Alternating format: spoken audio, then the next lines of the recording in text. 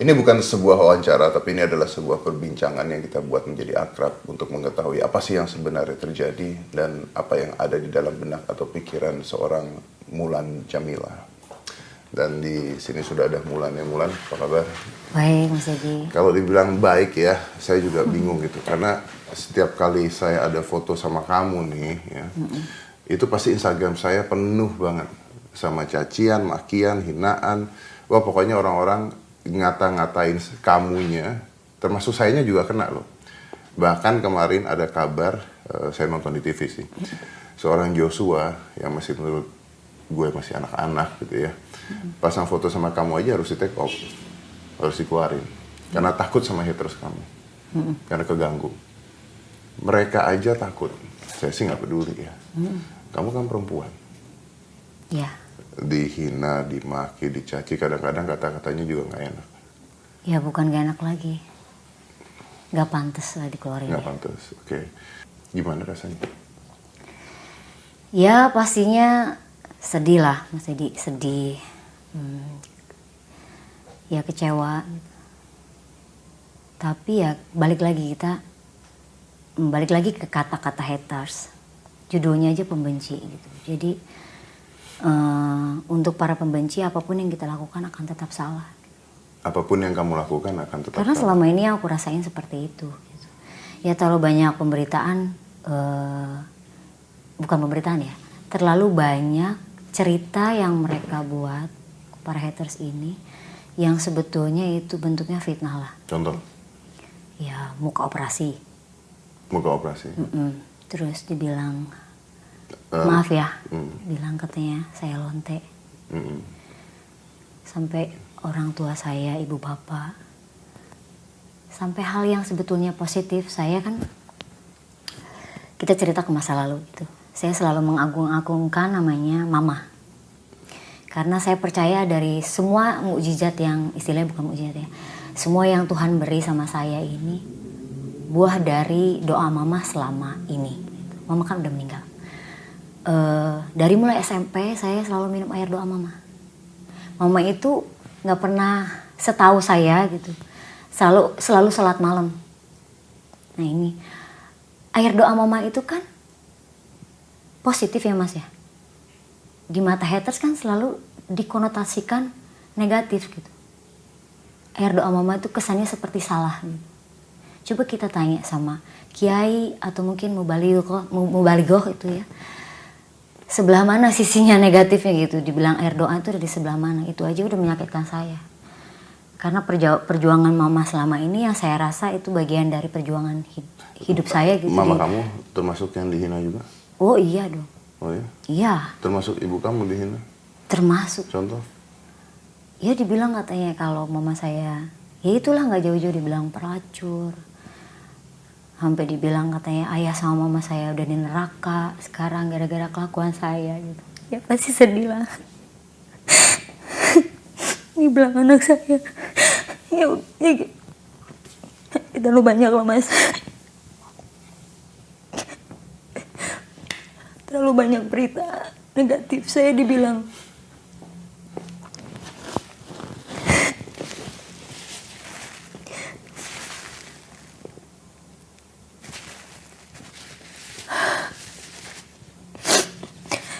Saya dibilang pernah punya anak umur 14 tahun.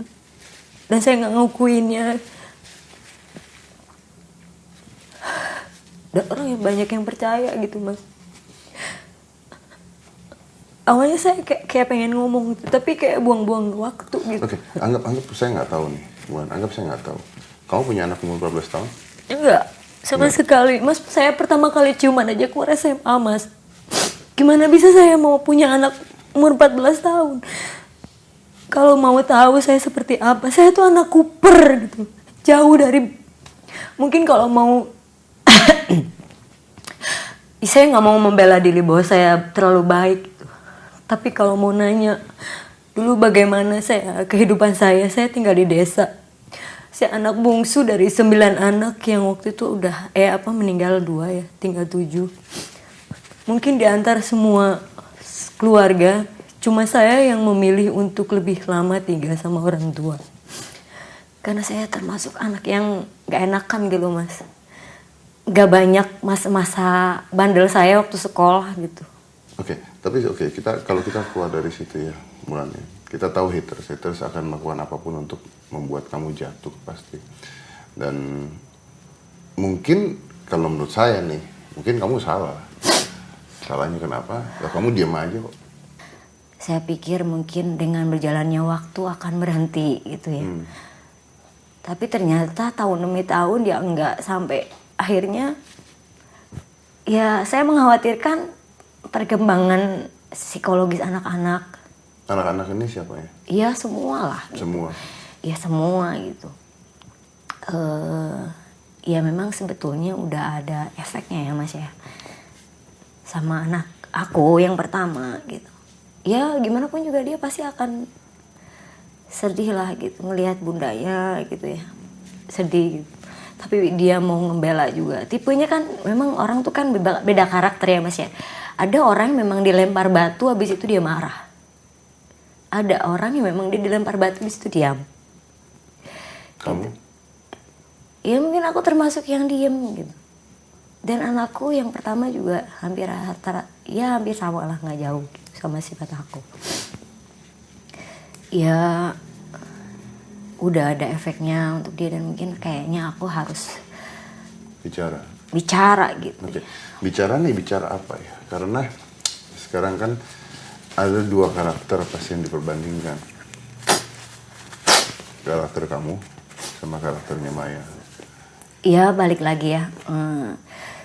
Apa yang berhubungan dengan apa yang Mas tadi omongin, masalah haters itu nggak jauh dari apa yang sudah terjadi beberapa tahun lalu antara aku sama Mbak Maya ya.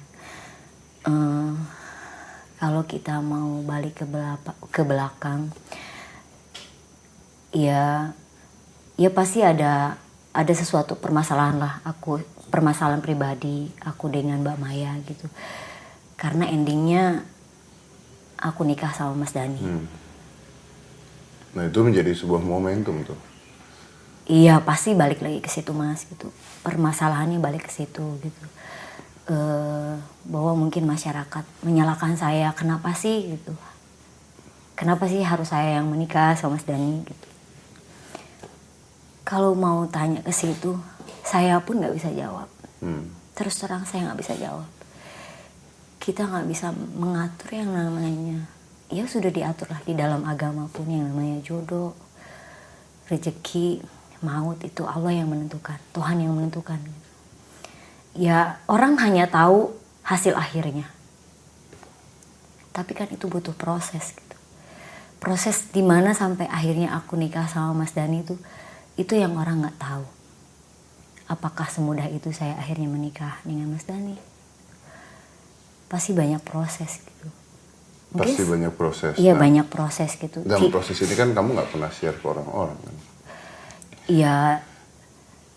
Ini kan kalau dilihat dari masyarakat kan yang ada adalah kamu sebagai perebut, intinya kan begitu doang. Kalau perebut, saya artinya berarti saya merebut barang. Mas Dhani itu bukan barang mati, benda mati. Dia punya pemikiran, punya otak, dia punya alasan kenapa akhirnya dia harus menikah sama saya gitu. Dan untuk karakter Mas Dhani seperti itu dan balik lagi ke karakter saya, nggak mungkin saya ngerebut Mas Dhani. Lawong saya nikah berapa tahun aja saya nggak pernah ngatur Mas Dhani. Kebalikan mungkin saya yang diatur sama dia. Gitu. Mungkin persepsi kenapa akhirnya harus menikah itu gitu. Ya itu jadi yang mereka permasalahkan gitu, tapi kan bukan berarti saya marah pun. Oke, kalau saya lupakan itu karena saya masih percaya namanya in love and war there is nothing legal lah itu ya. Tapi sekarang masalah kamu dibenci orang, dikatain orang, dihina orang sampai kata-kata pelacur dan sebagainya yang tiap hari masuk ke sosial media kamu dan sebagainya, kamu jengah kan pasti kan?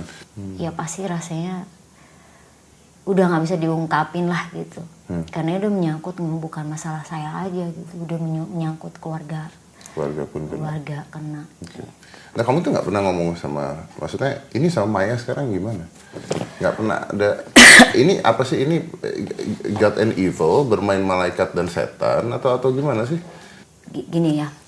Ya saya dulu kan 2005 ketemu sama Mbak Maya. Habis itu pisah 2007. Setelah berpisah itu memang kalau ya ada beberapa kali bertemu lah Mas. Ada beberapa kali momen ketemu, kadang-kadang satu kerjaan. Yang selalu bertindak untuk ada niatan baik, membuka jalan komunikasi ya pasti selalu saya. Kamu nyamper? Pasti selalu saya. Karena saya tahu diri lah Mas, maksudnya dalam hal ini ya pasti saya sebagai junior, ya sebagai orang yang lebih muda gitu, pasti harus nyamperin orang yang lebih tua gitu. Ya pengen menjalin hubungan baik lah, ada itikat baik gitu. Sampai akhirnya saya menikah sama Mas Dani 2009 dan saya punya anak Via 2011. 2012 sempat saya ngajak ketemu Mbak Maya lewat Ember Kuntadi, hairstylist saya, dan juga dia Ember Kuntadi itu hairstylist saya juga hairstylist Mbak Maya itu. Jadi biar iya maksud itu ya hairstylistnya sama gitu ya? Oh enggak, ya maksudnya bukan itu Mas. Iya emang udah kenal lama gitu, suka bantuin aku, kadang-kadang bantuin Mbak Maya gitu. Ya pasti harus cari orang yang bisa menengahi gitu. Gimana pun juga saya terima kasih untuk Ember ya. Waktu 2012 berusaha untuk mau bantu gitu. Karena niatan saya kan. Ini niat siapa ketemu, ini niatnya siapa? Niat saya. Niat kamu untuk ketemu Maya? Untuk ketemu. Waktu itu beliau tanya mau ngapain katanya. Yang nanya nih Mayanya? Mbak Maya nanya lewat Ember. Saya bilang kalau ya saya mau ada niatan ya ngobrol lah ya. Saya bilang masalah itu ketika baik segala macam. Dan sekalian mau bilang sama Mbak Maya kalau semisalnya selama ini saya punya salah, saya pengen minta maaf gitu. Gitu. Ya Mbak Maya bilang waktu itu nggak perlu ketemu lah, udah dimaafkan. Sorry nih, semisalnya saya punya salah atau saya punya salah itu beda. Gini Mas, saya menikah kan sama Mas Dani 2009. Waktu itu Mas Dani kan sama Bunda, sama Mbak Maya udah pisah, udah jauh pisah secara agama lah istilahnya. Ya di mata Tuhan kan ini istilahnya salahnya nggak ada ya sebenarnya di mata Tuhan. Tapi kan kita mengurut hati orang, di mata Mbak Maya bisa jadi salah gitu loh. Jadi ya aku nggak bisa membulatkan bahwa itu kesalahan atau tidak, makanya semisalnya saya punya salah. Oke, jadi intinya kamu mau minta maaf. Gitu. Salah tidak salah mau minta maaf. Ya. Intinya gitu. Iya, itu saya udah nggak terlalu peduli deh. Sebetulnya saya salah atau enggak itu saya nggak terlalu peduli. Yang paling penting saya mau minta maaf aja. Mau minta maaf sama Maya. Iya. Dan waktu itu Mbak Maya bilangnya dimaafkan. Beres dong. Ternyata enggak. Taunya ternyata enggak. Kan dimaafkan. Gini Mas, waktu itu kan saya nggak pernah ngelihat Mbak Maya tampil di TV, nyindir saya tuh nggak pernah lihat. Tapi pas setelah kejadian 2013, kecelakaan Dul, September ya waktu itu. Ya secara refleks aku ketemu waktu itu sama Mbak Maya di rumah sakit. Gitu. Ya aku sempat nyamperin beliau, sempat mau meluk dengan ngelus-ngelus, tapi dia nggak mau. Nggak mau tuh gimana? Dia nolak gitu. Menghindar, menjauh. Ya menghindar. Dari situ saya mulai berpikir, berarti mungkin saya belum dimaafkan. Gitu. Setelah itu habis itu, ya kalau beliau ngomong di TV, siapa ngomong di TV yang menyudutkan saya lah istilahnya, saya ikutin dulu. Saya berpikir waktu itu, Mulan, ini permasalahan pribadi. Jadi kamu harus selesaikan secara pribadi gitu. Saya berpikirnya kayak gitu. Makanya saya masih berusaha untuk ya itu membuka membuka komunikasi sama Maya. Saya nggak ngerti tujuannya apa ya maksudnya. Ya untuk kebaikan lah Mas, karena nggak betah gitu loh, nggak enak kayak gitu, nggak enak. Karena kamu banyak haters? Enggak, di luar dari itu semuanya, saya pengen baik semuanya gitu loh. Pengen baik semuanya? Iya pengen lah. Gimana caranya pengen baik semuanya itu gimana? Iya bisa kan saya minta maaf sama beliau gitu, mungkin secara langsung gitu kan. Coba menurut Mas emang seberat apakah sih taruhlah seorang pendosa saat orang itu meminta maaf gitu. Apakah dia tidak punya hak untuk menjalankan, ya maksudnya mendapatkan apa yang dia inginkan gitu. Dalam artian itu kan hal yang baik gitu, untuk kebaikan semuanya. Karena permasalahan saya dan beliau ini efeknya kemana-mana. Berarti kamu merasa sampai detik ini kamu tidak dimaafkan? Ya mungkin bisa jadi. Dan kamu karena coba setelah itu aku lebaran kemarin aku sempat WhatsApp kan. Aku sempat WhatsApp sama beliau minta izin wal faizin lah gitu. Terus minta maaf ada salah-salah selama ini. Dan gak direspon juga. Nah dari situ saya berpikir, wah ini kayaknya memang, apakah memang Mbak Maya ini butuh saya untuk ngomong di media gitu. Maksudnya minta maaf di media gitu supaya orang-orang ya tahu. lewat Mas Dedi sekarang gitu ya, karena kita kan nggak tahu hati orang seperti apa gitu. Mbak Maya seperti itu, maunya seperti apa kan nggak tahu. Ya minimal aku berusaha, apakah mungkin ini jalan. Kalau memang itu tujuannya, berarti kamu ingin minta maaf dan ingin orang-orang tahu kamu memang minta maaf karena kamu udah berusaha secara pribadi dan tidak berhasil gitu intinya kan? Ya waktu 2012 katanya dimaafkan gitu. Tapi ternyata setelah itu ya gitu. Makanya aku masih mau berusaha gitu. Walaupun caranya seperti ini aku gak masalah. Karena ya gitu, balik lagi. Apa yang aku lakuin sekarang ini bener-bener tulus dari hati. Gak ada niatan untuk menyakiti siapapun. Bener-bener pengen memperbaiki. Ya anak-anak ini siapa ya semuanya lah. Tiara, Davi, Safia, Al-Eldul. Aku udah sayang sama semuanya. Nggak mau ada curang di antara semuanya. Aku juga pengen memperbaiki. Ya mungkin mudah-mudahan hubungannya Mas Dhani sama Mbak Maya bisa lebih baik gitu. Karena aku percaya, anak-anakku pun juga anak-anak korban perceraian gitu Mas. Yang bercerai kan orang tua Mas, tapi kan anak-anak nggak boleh mendapatkan efeknya gitu. Mereka tetap kok punya hak untuk mendapatkan kasih sayang orang tua gitu. Sampai saat ini aku hubungannya baik sama mantan suami, sama istrinya juga. Kenapa aku lakuin itu? Bukan sekedar untuk hubungan saya dengan mantan suami, tapi kan untuk anak-anak gitu Mas.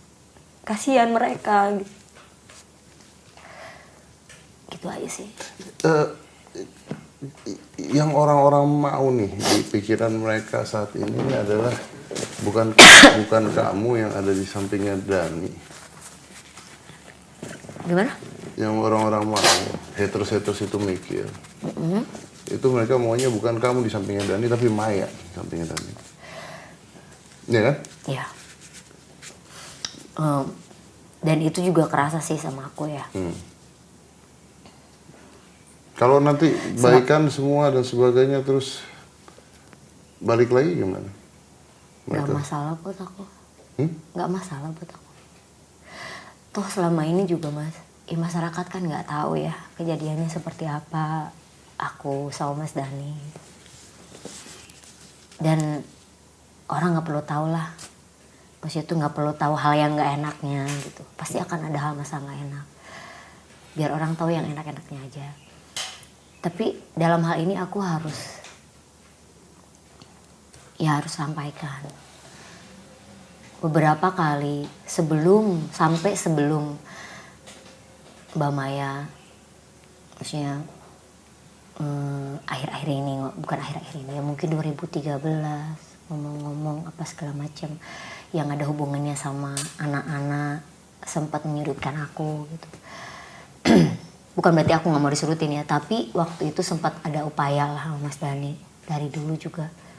Mas kenapa nggak coba balikan lagi? Kamu pernah minta mereka balikan? Lewat Mas Dhani ya, lewat Mas Dhani. Ya maksudnya Berkali-kali pernah ya. ngomong ke Dani supaya balikan? Berkali-kali Mas. Balikan nih maksudnya? Balikan sebagai suami istri. Balikan Maya, balikan dengan Dani? Iya. Kamu ngomong gitu ke Dani? Ngomong gitu. Nah kalau kamu ngomong Maya balikan ke Dani dan mereka balikan, posisi kamu apa? Jadi istri kedua? Apa dicerai atau apa? Ya enggak sebagai siapa-siapa Mas. Ya pisah kali ya. Pisah? Nggak apa-apa? Nggak apa-apa kalau memang itu harus terjadi.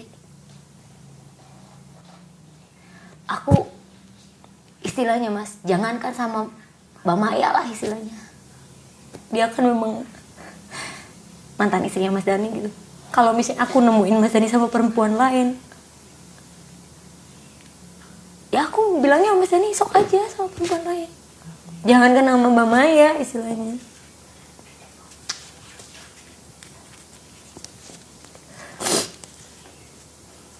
Nggak apa-apa kan aku masih bisa jadi temenan sama Mas Dhani.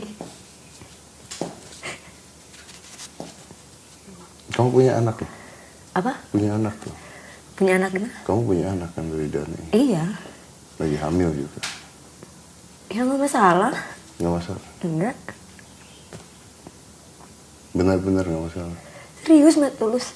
Aku biar kata sama, makanya aku bilang jangankan sama Mbak Maya lah istilahnya.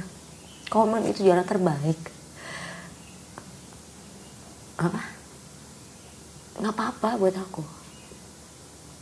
Kalau misalnya nih Mas Dhani sama perempuan lain pun, aku tawarinnya kayak gitu loh. Tapi gini, saya masih nggak ngerti nih. Kamu perempuan, kamu bisa ngomong kayak begitu. Ya udah nggak apa-apa kalau sampai balik, atau Dani kalau sampai mau sama perempuan lain pun kalau baik. Nah, Kalau memang Mas Dhani bahagia, ya nggak masalah. ini omongan atau Obrolan.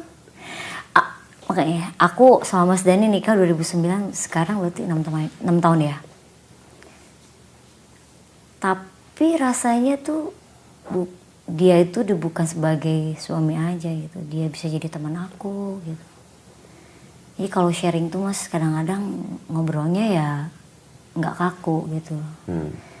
Ya itu karena memang mungkin aku juga terlalu banyak apa yang dilihat gitu. Ya sempatlah ada tayangan yang Dul bilang di TV pengen ayah bundanya bersatu. Ya aku sebagai seorang ibu lah pasti tersentuh lah Mas. Gak mungkin enggak gitu, pasti tersentuh. Dan aku sempat ngobrol serius sama Mas Dhani gitu. Aku bilang Mas, coba deh lihat gitu. Justru yang suruh membuka kepala ini Mas Dhani itu aku gitu. Coba dilihat. Kenapa sih nggak coba untuk memperbaiki? Sekarang tuh apa sih yang paling penting? Kalau bukan anak. Kalau sampai iya, kamu tersisihkan loh. Ya nggak masalah kalau memang itu yang terbaik. Terima, rela. Ya harus rela. Ikhlas. Harus ikhlas. Aku banyak, gini Mas. Selama 6 tahun perjalanan hidup aku sama Mas Dhani, banyak sekali hal-hal yang udah aku lewatin lah. Yang mungkin sepertinya masyarakat juga gak perlu tahu lah gitu. Ya banyak hal gitu. Istilah kasarnya ya lebih baik dia kembali sama ibunya anak-anak gitu. Daninya mau? Ini coba Mas Dedi tanya sama Mas Dhani aja. Makanya aku menawarkan untuk kenapa nggak balik lagi gitu Mas Dhani sama Mbak Maya. Dan bukan sekali loh Mas aku nawarin tuh. Bukan sekali. Dari dulu.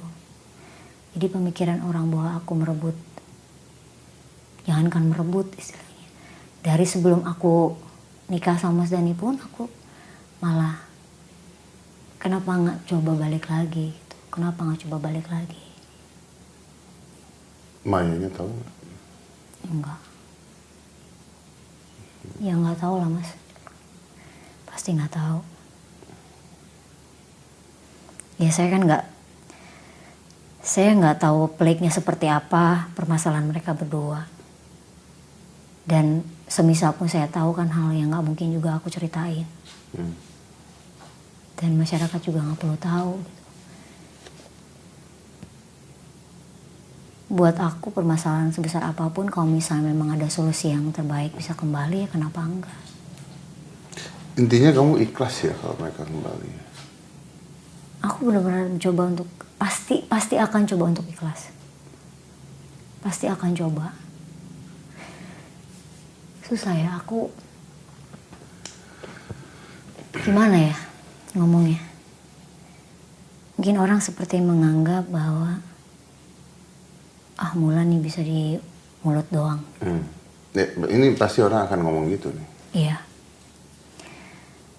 Tapi kalau aku ceritain banyak hal yang aku lewatin sama Mas Dhani, mungkin bisa orang ngerti. Tapi yang aku ceritain ini nggak boleh orang tahu, Mas. Dan aku nggak bisa cerita. Istilahnya aku tuh udah ngelewatin masa lebih berat dari itu. Kalau misalnya sampai harus merelakan Mas Dhani kembali sama Mbak Maya itu lebih ringan ketimbang apa yang udah aku lewatin sebelumnya. Nah, Bulan tadi bilang katanya kalau bisa dimaafkan, salah tidak salah, Bulan minta maaf. Iya. Iya. Ke Maya. Dan itu nggak bisa diomongin ke Mayanya sendiri karena biasanya pasti putus. Iya. Makanya ngomong di media. Kenapa? Sempet terakhir kemarin kan. Dulu kan habis operasi pasang pen kan yang untuk kecelakaan 2013 itu. Yang di punggung sama di kaki gitu. Ya alhamdulillah sih, maksudnya selama ini ya aku selalu berusaha untuk memposisikan ya lebih bermanfaat lah untuk siapapun, apalagi untuk orang yang aku sayangin. Ya gimana pun juga dulu udah aku anggap sebagai anakku juga. Itu bahkan ada yang bilang kamu tuh yang nyebabin. Nah itu kan karena emang orang nggak tahu Mas, karena orang nggak tahu. Ya kalau kita mau membahas masalah bisa terjadi musibah, itu kan memang udah kehendak Tuhan ya Mas ya. Nggak bisa, siapa sih yang mau ada terjadi musibah seperti itu, bahkan korbannya banyak. Dan toh akhirnya juga alhamdulillah bisa diselesaikan dengan baik. Ya artinya Mas Dhani bisa bertanggung jawab terhadap korban. Dan korban juga bisa menerimanya gitu. Dan dulu juga alhamdulillah bisa belajar lebih baik lagi gitu. Banyak hal lah gitu yang aku lihat juga dulu lebih dewasa dari setelah kejadian itu. Dan musibah itu ya aku sebagai entahlah dianggap sebagai apa gitu di posisinya gitu. Tapi waktu itu juga memang aku pasti merasa terpukul dengan musibah itu. Ya membantu, ya berusaha untuk membantu lah, membantu secara moral, material, ya tenaga juga, memantau gimana Dul. Sebetulnya kan Dul juga sekarang udah tinggal sama Mbak Maya ya. Kalau sakit-sakit juga alhamdulillah gitu aku masih bisa ngontrol gitu. Okay. Kemarin sempet ada mau ajak obrolan ke Mbak Maya masalah operasi pencabutan pennya itu. Mau buka obrolan gitu, ini gimana gitu. Karena kan memang aku tahu persis gitu. Harusnya kapan gitu. Kemarin aku sempet mau ajak buka obrolan masalah itu gitu. ini loh yang lebih penting gitu ketimbang permasalahan yang udah-udah gitu. Karena apa sih sebenarnya yang kita cari dalam hidup? Kita kerja juga buat anak, Mas. Ya kan? Coba Mas kerja buat siapa? Tapi kan masyarakat tidak lihat itu masalahnya. Ya, Masyarakat, nah itu makanya tadi. gini, makanya gini, Mulan. Ini sebelum kamu mau ngomong apa ke Maya ya, ya mau tanya, kamu jawab aja. Saya nggak butuh jawaban panjang, saya butuh jawaban ya tidak, ya tidak, ya tidak. Oke. Ini adalah apa yang diasumsikan oleh haters. Jadi saya tanya sama kamu sekarang, kamu jawab ya tidak, ya tidak, ya tidak. Apakah Mulan perebut suami orang? Bukan. Apakah Mulan perusak rumah tangga orang? Tidak. Apakah kamu pelacur? Tidak. Apakah kamu dibayar main sama cowok? Sama sekali tidak pernah. Apakah kamu operasian semua mukanya? Tidak. Tidak ada yang dioperasi sama sekali? Muka? Muka enggak. Tidak? Sama sekali tidak. Tidak? Tidak sama sekali. Apakah kamu punya anak 14 tahun yang kamu umpetin? Tidak. Jadi semua yang diomongin orang tidak benar? Demi apa? Demi Allah dan demi anak-anakku. Oke. Dan kamu minta maaf sama Maya? Ya. Buat Mama ya. Aku bicara sekarang di sini atas dasar dari aku sendiri, tanpa ada suruhan orang, tanpa paksaan, atas dasar ketulusan, berniat baik untuk memperbaiki semuanya, memperbaiki perkembangan psikologis anak-anak. Seandainya di mata Mbak Maya aku punya kesalahan sebesar apapun itu, aku minta maaf. Dan itikat baik ini mudah-mudahan bisa memperbaiki hubungan semuanya antara aku pribadi dengan Mbak Maya. Mungkin mudah-mudahan juga memperbaiki hubungan Mas Dhani juga dengan Mbak Maya. Pengennya mengubur permasalahan yang udah. Yuk, sekarang waktunya untuk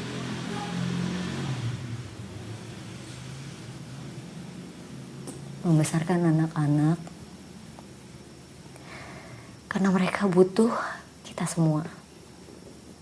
Gitu. Maafin aku ya, Bun. Makasih.